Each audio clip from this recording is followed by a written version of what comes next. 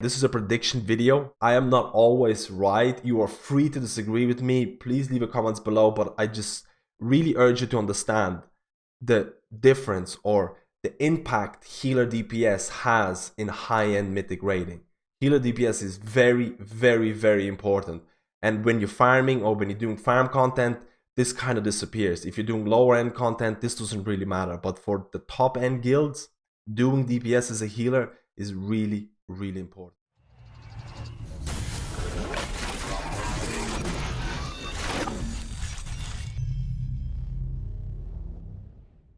Hello guys, welcome to my new video, and today we'll be looking at my healer predictions for patch 8.2 coming into the new raid, the Eternal Palace, and we'll be looking at what healing comp would be the most optimal. And I stress this point, optimal, not viable, because a lot of the healers are going to be viable, a lot of the healers are going to be strong. But this video is going to be a little bit different from my healer ranking videos. I'm not going to be ranking or not going to be looking at every single healing spec and talking about how strong they are, how weak they are. People who watch my videos, they know what each healer is capable of. So I'm not going to be doing that. I'm going to be going straight into the best healer composition. But before I do that, I want to talk about the things that are changing from patch 8.15 coming into patch 8.2. in terms of healers and in terms of healing balance. So first of all, in terms of class changes, there's not a whole lot of things that are changing. It's mainly Holy Paladin, Glimmer of Light, nerf that happened a couple of weeks ago, which kind of brought them down from a really overpowered healer to a still a very strong healer. And we'll talk about that later on as well. But outside of this, that's about it in terms of major changes. So we have to talk about the things that might influence healer balance in patch 8.2, and that is the introduction of essences. And essences are a very important part, because some of the powerful essences can really account for 10+% of your healing. So getting them fast, getting the right ones is really important. There's already been a list made of really strong or essences that are probably going to be used by majority of healers. So first of all, for 6 of the healing specs, ERT or Ever Rising Tide is looking to be like a very strong essence, and it is something major essence. Keep that in mind. It's one of the, you only have a choice of getting one major essence. So this essence is looking to be like one of the most powerful ones at the moment. Keep in mind the big disclaimer before I say anything. Things can change. This is based on what's happening this week. I am fully expecting major healing changes happening before the Mythic Eternal Palace is released, because Blizzard has historically done that. I'm also possibly expecting some essence rebalancing, so maybe ERT is not going to be the best one. So keep in mind that week from week there are changes happening to essences and possibly classes, and I'm expecting a big class changes happening before the Mythic raid release. And again, another disclaimer, this video is going to be ranking healers, or at least making a healer composition based on the top end raiding tier progression. If you're not looking to push high-end mythic raid content, you should not really pay much attention to this ranking or this video. If you're doing heroic content, you shouldn't really pay much attention to this either. Play the class that you really enjoy. Second of all, this video is mainly going to be looking at raids, because I feel I wanted to separate raids and Mythic Plus by themselves, because I feel the people that enjoy raiding might not enjoy Mythic Plus and vice versa. So there's going to be separate videos for that. So essences and ERT, Ever Rising Tide, is looking extremely strong for everybody. The way that it works is that you have like 10 seconds where you can stack a healing buff, and you stack it by using your healing abilities or any ability that costs mana. So straight away you can see that healers that have lower global cooldown on spells, healers that don't have to waste a lot of mana to stack this, are going to be pretty strong. Keep in mind, Mistweavers were very strong with ERT.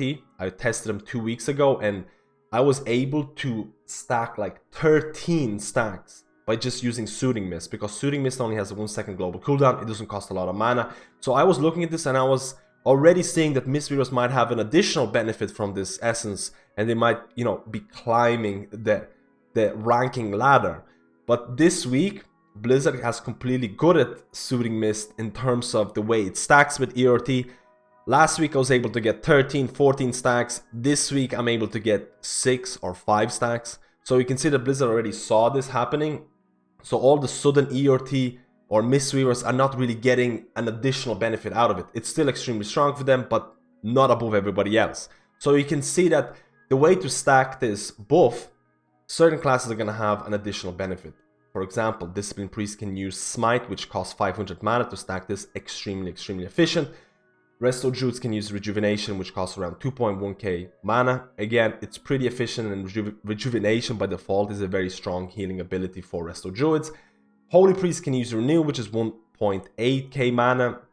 Again, you can see how healers are going to optimize this. It's looking like a strong essence. Outside of that, you have Vision of Perfection, and Vision of Perfection is looking really strong for one healing spec out there, and that is Holy Paladin. There are multiple reasons why it's looking so strong. It's mainly because, like for example, Vision of Perfection on a Mistweaver is going to have a chance of proccing Revival, a weaker Revival. Imagine Revival proccing when there's nothing happening. It is completely and utterly wasted. Now imagine Wings, and Vision of Perfection works with Wings. Imagine Wings being procced by this essence. All of a sudden you most likely will have 11 seconds, and I'll talk about the duration of Wings. You most likely will have 11-second Wings where you're able to output Glimmers. Glimmers last for 30 seconds. So all of a sudden, even if it procs at the wrong time, it still has a chance of being impactful at least for the next 30 seconds. So you can see why this Vision of Perfection is looking extremely strong, at least for Glimmer of Light Holy Paladins. Now, if we look at other essences, you can notice that the minor essences, things like the Overhealing Essence, the Well of Existence, is looking extremely strong for healers that tend to overheal a lot. Glimmer of Light overheals a lot. Resto Druids and certain other classes overheal.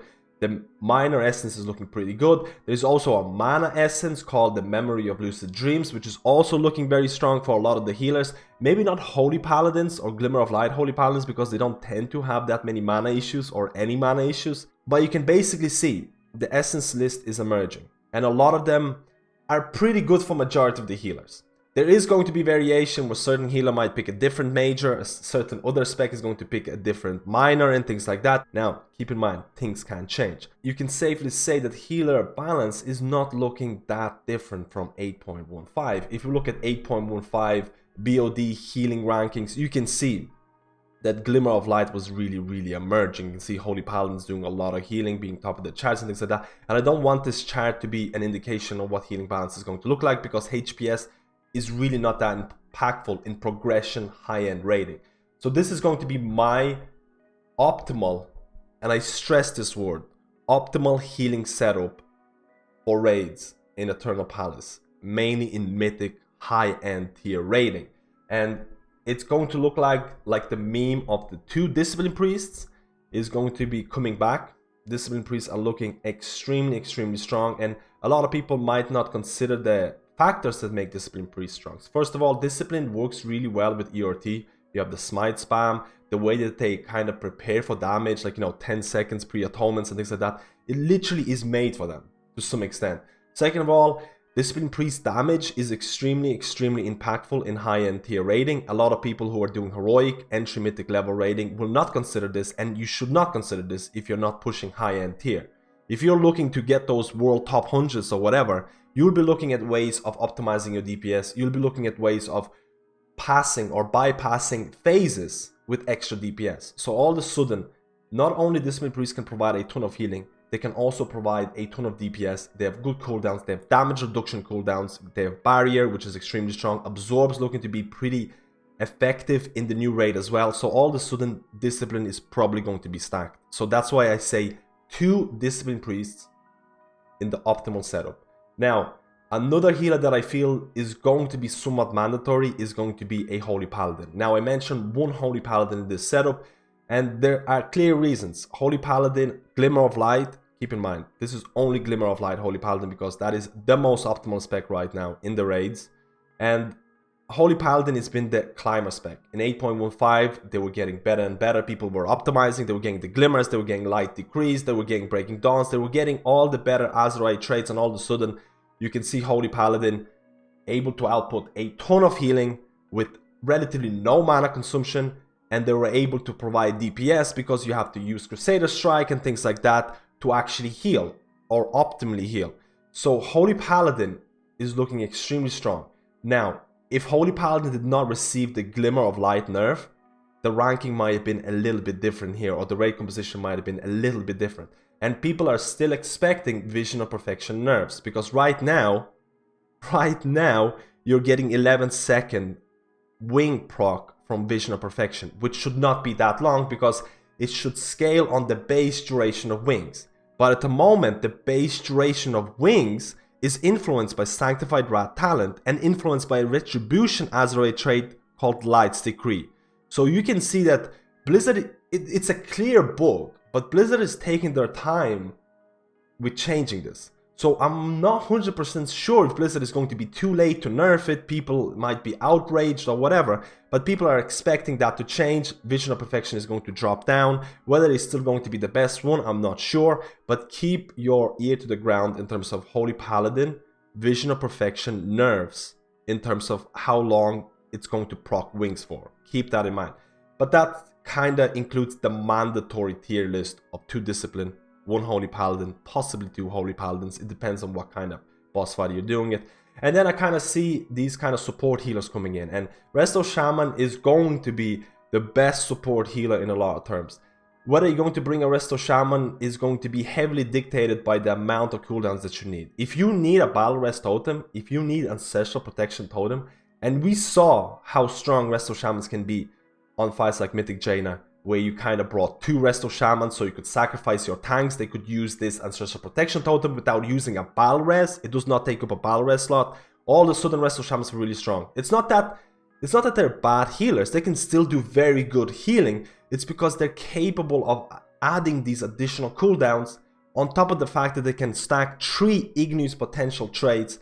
And all of a sudden a raid healer might be like, okay, we need a Battle Res Totem, but I don't really want to sacrifice DPS in order to bring this Battle Rest Totem.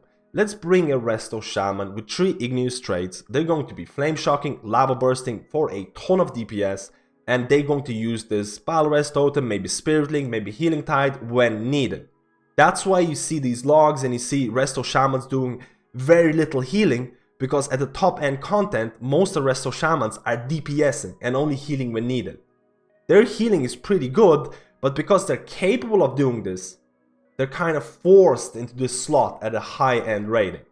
Now, this kind of concludes my list, because I feel the 4th or the 5th healer can be anyone between Mistweaver, between Resto Druid, between Holy Priest. It's really going to depend on the fight if you really want to min-max. I have to mention that if you are playing a priest in a high-end mythic raiding guild, there is a high chance that you're going to be forced to play Discipline for progression, because Discipline seems to be the best progression raid healing spec in the game right now. In terms of the balancing changes that I expect to happen in the Mythic week or before the Mythic is released, it's very hard for me to say what Blizzard is going to do, because if you look at Discipline Priest, if you look at Priest and 5-man content, they're not really that overpowered right now. So Blizzard could make changes for Priests or Discipline Priests in Mythic Plus, but at the same time, how do you make changes without buffing them in raids? Because if you buff them in 5-mans, they might get buffed in raids, and all of a sudden they're going to be like completely overpowered. And I don't think Blizzard is going to introduce like new talents. In my opinion, Blizzard should introduce the new talent in tier 100 that's going to provide additional single target healing. So Discipline Priests that do Mythic Plus, they'll have an option of this big single target heal, and Discipline Priests that do raids, they'll always pick Evangelism. But I don't think Blizzard is going to add new talents at this point.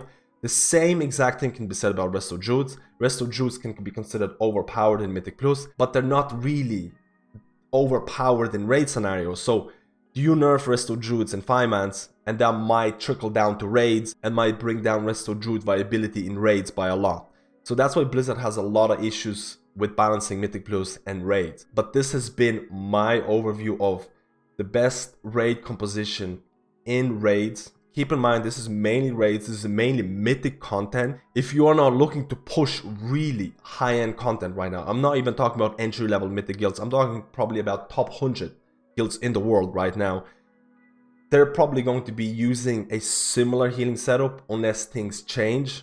I really want to hear your opinions on this. Thank you guys. If you enjoyed the content, please do subscribe and things like that. And I'll see you in my next guide.